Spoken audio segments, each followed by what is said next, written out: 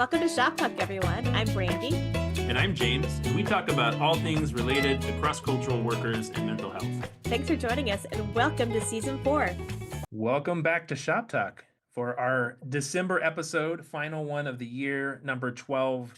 And we're going to do a little bit of a review of the year, some of the conversations we've had, and we've got a fun surprise for you at the end of the episode. Yeah. So thanks for joining us this year. Yeah, as James said, this will be our 12th one published this year, and it's been a fun year of recording, and we've had some great guests on our podcast this year. We've had some fantastic conversations. I'm wondering, James, if there's any in particular that have really stuck out to you. There's been some great ones. We've talked about retirement and sandwich generation.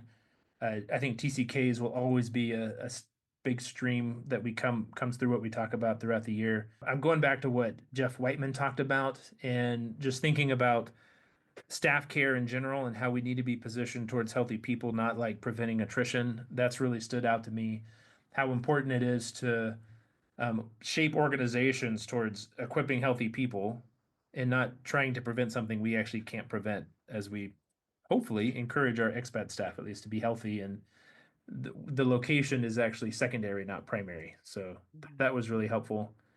Talking about addictions with Vern, I really enjoyed both his honesty and vulnerability, and looking really specifically at what to do to avoid what can be a slippery slope. Not all substances are dangerous in small amounts, but when we use them as a coping mechanism, can be unhealthy. Yeah, not just substances, but Right. Mm-hmm. Really like the one with Jeff when he talked about the idea of member care. Again, it's not about preventing attrition, but it's about this embodied living in the fullness of who you are and God. And that was just an eye opener for me. That no, it's not. If we're preventing attrition, we're not working towards something positively. We're working toward preventing something. And so I appreciate his perspective. And I really like talking to Ted Weesty. He's one of our repeat guests this year. And just talking about attachment in our relationships with God was just really, really good. When we recorded, I think a few months ago, and we talked about sabbaticals with Jeff Simons. Because something he talked about is like the off ramp to sabbaticals. You don't go from, the fast lane on the interstate and just like hit the brakes and go into sabbatical, but you have to kind of work down into sabbatical and then also kind of slowly work your way back up afterwards too. Those are good things to think about. Actually had somebody from North Africa send me a message out of the blue saying he listened to our book review of Emotional Healthy Spirituality and really appreciated that. It was kind of fun. Okay.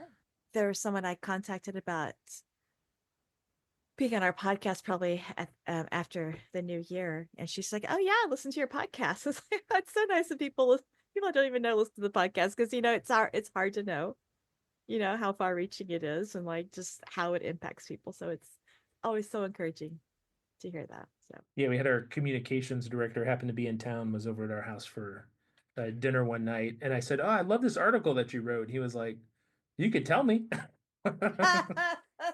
It's that thing when you send stuff out into the universe, we don't normally hear anything back. So it is nice to hear if what we're doing is meeting a need or people appreciate it. It's on so many different platforms too. So, it's on Apple and now it's on YouTube.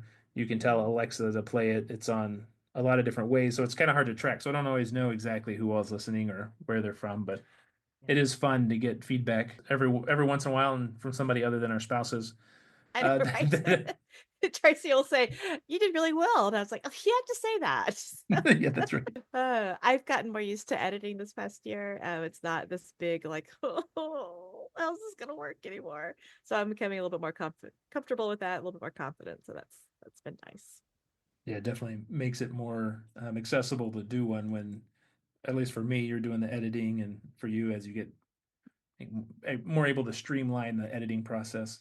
And it's been nice to, I don't know, as we're figuring out podcasting more in how many years we've been doing this now. 4?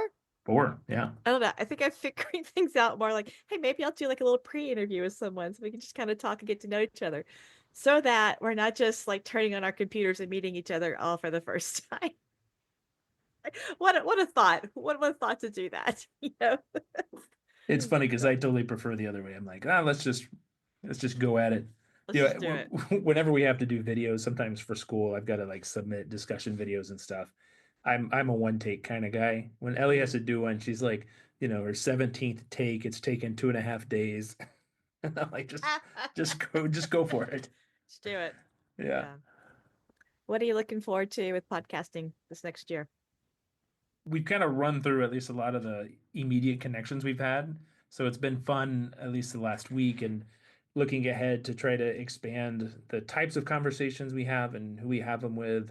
That's kind of enjoyable to cast a broader net and invite more people and perhaps people from different backgrounds in, get some diversity in just the type of conversations we have and their experiences.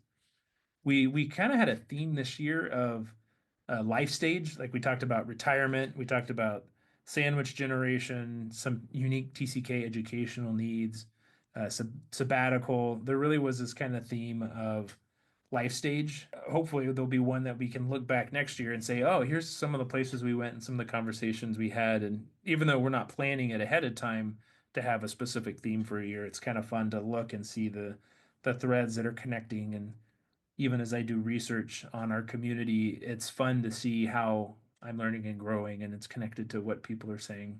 What about for you? Yeah, meeting more people, just hearing about their experiences and what they're researching. This gal that we talked to today, which again won't come out till after the new year, but when she talked about TCK research and her work in helping healthy families develop on the field, I thought was so great. There's some stuff there that I learned, and I like continuing to learn and to grow in this work and growing in my understanding of how to care well for cross cultural workers. So, yeah, I really like the people we meet. I like doing this. It's a lot of fun. I guess we'll keep doing it. Okay. Yeah, At least 3 more episodes. I know, right? And we have something, so stay tuned because there's something fun at the end of this.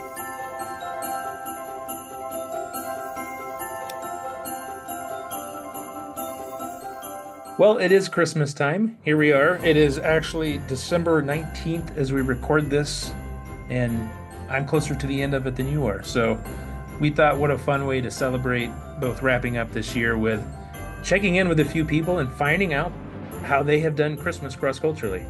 Any memories or stories from your Christmases living overseas? I remember we used to go in the botanical gardens. People would be walking out with like huge magnolia branches that they would just have. So, yeah, and it's fun. And in Central Asia, barf is the word for snow, and so Grandfather Frost is Baboi barf, and that we just loved it every year. Couldn't get enough of saying that Baboi barf. That's So, pretty funny. what about you? We've had a lot on the move. I think in the last 15 years, I've had maybe 2 Christmases with family back in the States. Because of that, it's been harder to hold traditions, but Ellie and I love decorating and putting up a tree and trying to do an Advent devotional together that we just take a pause and enjoy that time. We started kind of doing the people do and collect nativity sets around the world. I really like looking at them, so I guess we'll keep doing it. You'll keep doing it. We just bought one from a trip we were on a couple weeks ago doing a crisis response, and it's beautiful. And it's to a country and a place we hadn't been to before, but we're running out of space. Our house isn't that big, so like, what other flat surfaces do we have to put a nativity set? Now, as we talk about Christmas traditions, we're going to have some guests who will actually be on next year. But since we've already interviewed them, tell us about their family traditions. First, we have up Lisette Gabre, who currently lives in Chiang Mai, Thailand, and you'll get to hear more about her experience into the new year. No, do you have a Christmas memory you can share with us? Yes, I was gonna say, are you gonna do the Christmas memory? Yeah, something about how you or your family celebrated, navigated the holidays living cross-culturally. Right. So yeah, our family are from Sweden, but we moved to China when we had little children. Our oldest one was 4, a 2-year-old girl, and then a brand new 8-week-old baby. Ooh. And we moved there. We did not know. We didn't speak either the minority language or Mandarin, at that matter. But we studied very, very hard. And then when it came to our first Christmas there, they invited us all. Of course, they didn't have Christmas party. This is 1995, but they had New Year's parties, of course. Right. We were invited by the government and by the university, by all kinds of people too. You know, the only hotel in town, Holiday Inn, 1995. I'm very fancy. And we were all going there to eat fancy, good Western food, which was very exciting. And then as they started and they welcome everyone, and at that time, there were very, very, very, very few Westerners living where we lived. And they have rarely seen Western children before. So then suddenly they introduced and said, like, we are so excited today that we have this Swedish family, Gaubali and Gaulisi, and the kids are here to perform for us today, and they're going to sing 2 songs. And of course we did. I mean, You have luckily I do to. like, we have to. Yeah, right? yeah. So we got up on this stage and I told the kids, let's sing this song, you know, actions in Swedish, Christmas songs. Then I did sing a solo song in Swedish as well. But they taught us a lesson though, that every time we were invited somewhere, come ready, you're going to perform. So, yes. Wow. Spontaneous Christmas performance. Oh my goodness. Spontaneously, yeah. On track family practicing. Oh, man. All right. Did you Thank you, guys have Lisette. Yep. did you guys have any traditions, things that you tended to do regardless of where you were at over the years? Oh yeah. Yes, for sure. Yes, we did. Like we always have advent calendars in Sweden. So we did them there as well. We have advent calendars where we would wrap little gifts and they get to open one every morning. And of course, in Sweden, we have Santa Lucia on December 13th. You know, she has lights in her hair. And we do that. And there was something that we also did for other people. The local people, they loved it. And the international friends loved it as well. Every year, can we do it again? Can we do it again? We always did that. And then we have our Advent candles, of course. That we lit, you know, 4 of them. We don't have them in different colors as some countries do. We have them all in red. But yeah, so that. And then also in Sweden, we make rice porridge, which we feed to Santa the night before. So we make that and we put it outside on the balcony on the 6th floor. And it was all gone the next morning. And also, lo and behold, don't faint. I will pray for you. Don't worry. No. We also in Sweden, you're going to die with this is okay. What we do is that Santa actually comes. Santa comes knocking on the door. Well, someone is dressed up because you believe in Santa. Someone is dressed up. Okay. She's like, what? Does it really count? No. Someone dresses up like Santa and knocks on the door. And then they say like, are there any kind children here in this home? And then they was like, yes. Have you really been kind? Yes. Have you really though? And then they look and then they get the gifts from Santa. So this was a slight problem. Our 4-year-old son was extremely concerned. He was very worried. He's never going to find us. We live in such a far, far remote place in China. Santa is never going to find us this year. And then amazingly, my husband got a call from the university at Christmas Eve, and he had to go to the office. He had to go and meet his teacher. So he left. We were all so sad that he had to go. And then somehow while he was gone, Santa knocked on the door. And Santa spoke Swedish. And our 4-year-old, he just stood there. And he was just like, he found us. And then he started speaking. And then after a while, Mama, he speaks Swedish. He speaks Swedish. Oh. That's really sweet. Yeah.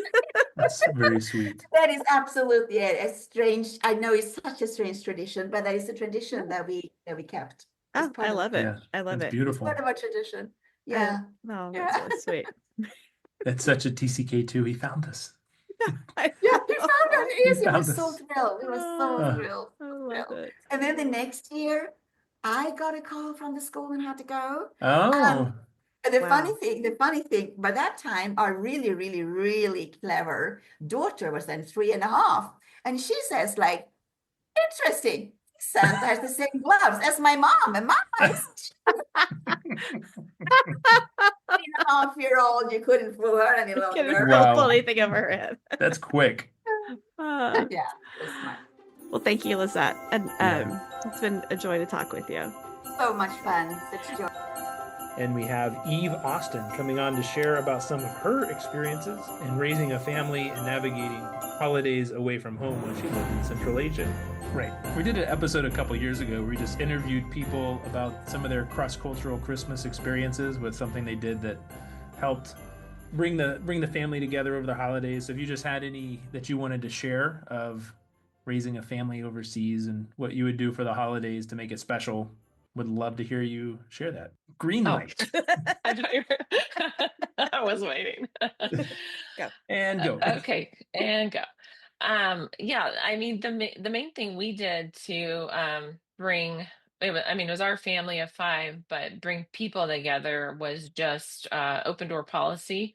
And so yeah, it was teammates, it was friends, it was even people who weren't necessarily friends but didn't have anywhere to go that became new friends because we wanted to, hang out with them on the holidays. And a lot of times our single teammates would spend the night Christmas Eve and then wake up to stockings and cinnamon rolls and yeah, basically do Christmas Day with us. And so that was how we did it.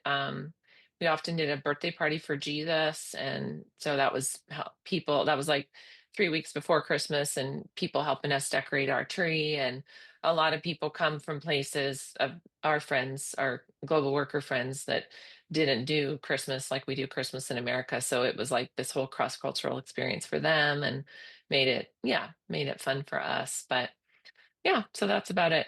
Do you want to hear about our first Christmas ever though in Yes, Dushanbe? absolutely. Christmas 1996, and we didn't know that of course, former Soviet countries all have the New Year's celebration with the 31st is like, family open gifts, kind of like our Christmas Eve, and then Christmas Day, New Year's Day is like our Christmas Day, and they have some decorations. But Tajikistan did not have decorations in the 90s because they had 7 years of civil war. Not many things coming into the country, like food was not coming in. Christmas decorations definitely were not coming in. So anyway, we asked our friend. We got there on Thanksgiving Day 1996, and we asked our friend if there was anywhere to get Christmas trees. Of course, there wasn't, but we were newbies and we didn't know that. But he was very gracious to say, I think they do have pine trees in the botanical gardens if you would like to go get one of those. And he took us to the botanical gardens, and we dug up. There was no guards or no anybody there, and so he said, that's okay. He had a bucket and he had a shovel, and he and my husband dug up a Charlie Brown Christmas tree and put it in the bucket, and we walked out. And I thought we were going to get arrested because essentially we were stealing a pine tree from the botanical gardens.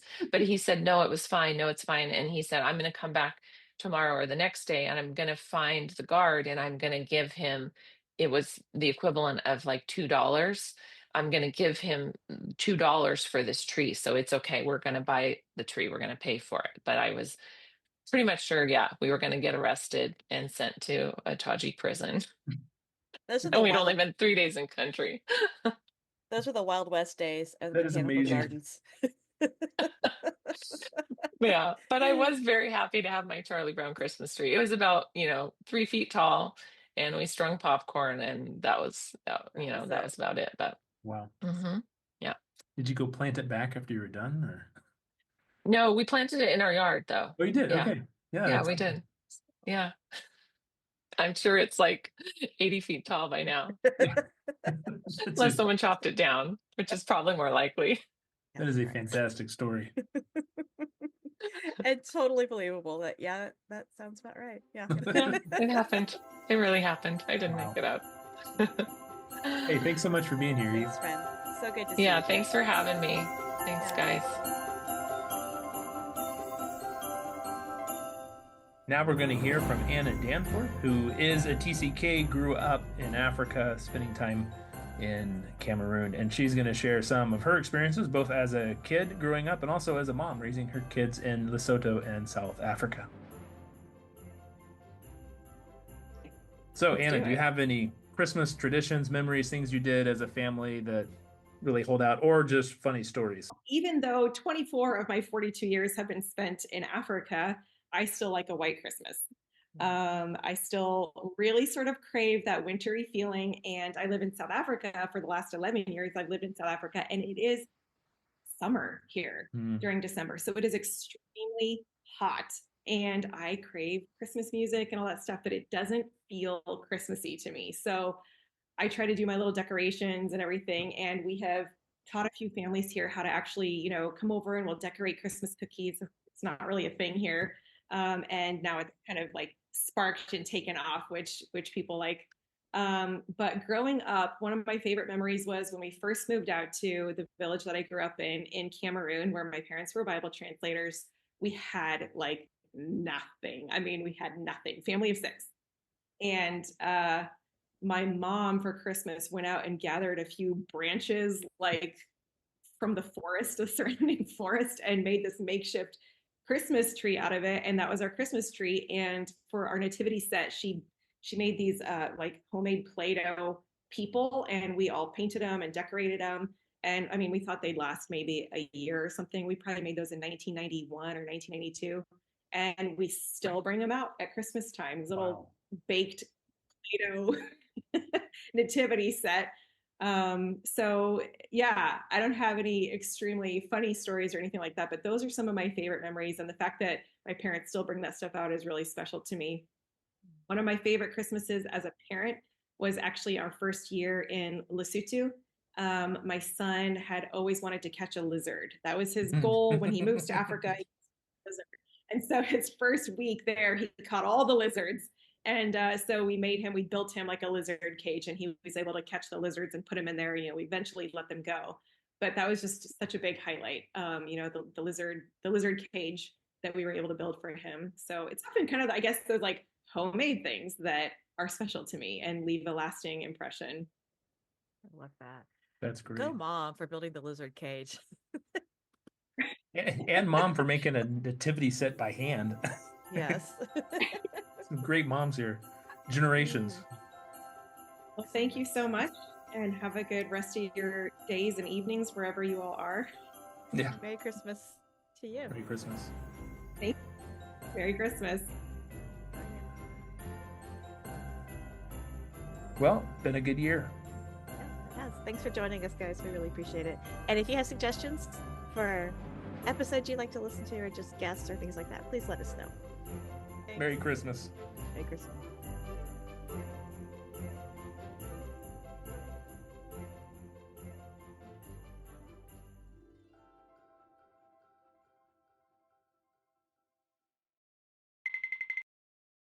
Gosh, am I remembering this right? I think. Are you just guards stealing went her with us. story? I'm not. But I think the guards went with us there, and like we paid for cutting one down. But now I'm wondering, did I make this up? Where's Tracy? Fact check. Oh, but sorry. I'm totally. Yeah.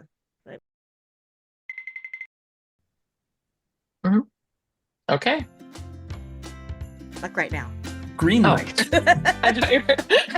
I was waiting.